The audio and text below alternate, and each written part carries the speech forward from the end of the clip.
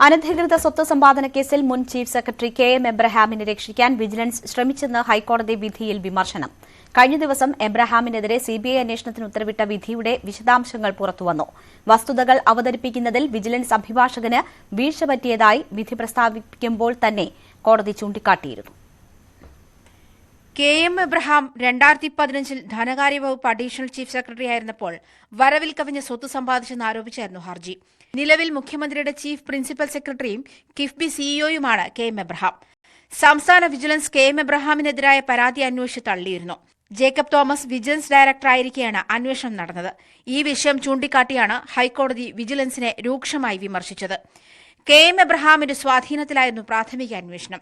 2014-15 കാലത്തെ സ്വത്ത് സമ്പാദനം അന്വേഷണത്തിൽ വിജിലൻസ് ഉൾപ്പെടുത്തിയിട്ടില്ലെന്നും കോടതി നിരീക്ഷിച്ചു. സ്വത്ത് സമ്പാദന കാലയളവ് ശരിയായി പരിശോധിക്കാൻ വിജിലൻസിനായില്ലെന്ന് കോടതി വ്യക്തമാക്കി. കടപ്പാക്കട ഷോപ്പിംഗ് കോംപ്ലക്സിന്റെ വരുമാനം അന്വേഷണ പരിധിയിൽ ഉൾപ്പെടുത്തിയിട്ടില്ല. ഷോപ്പിംഗ് കോംപ്ലക്സ് നിർമ്മാണത്തിന് പണം കൈമാറിയതിലും അന്വേഷണം നടത്തിയില്ല. ഇക്കാര്യങ്ങൾ വിജിലൻസ് ഒഴിവാക്കാൻ പാടില്ലായിരുന്നുവെന്നും ഹൈക്കോടതി പറഞ്ഞു. വസ്തുതകൾ അവതരിപ്പിക്കുന്നതിൽ വിജിലൻസിന്റെ അഭിഭാഷകന് വീഴ്ച പറ്റിയെന്നും കോടതി ചൂണ്ടിക്കാട്ടി. അന്വേഷണവുമായി ബന്ധപ്പെട്ട് കെ.എം. എബ്രഹാമിന്റെ വീട് അളന്നതും ചോദ്യം ചെയ്തതും വിവാദമായിരുന്നു. IASകാർ സമരത്തിലേക്ക് നീങ്ങാൻ കാരണവും ഈ അന്വേഷണമായിരുന്നു.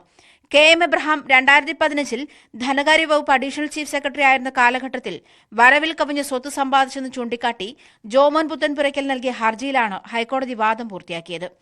ന്യൂസ് 18 കൊച്ചി.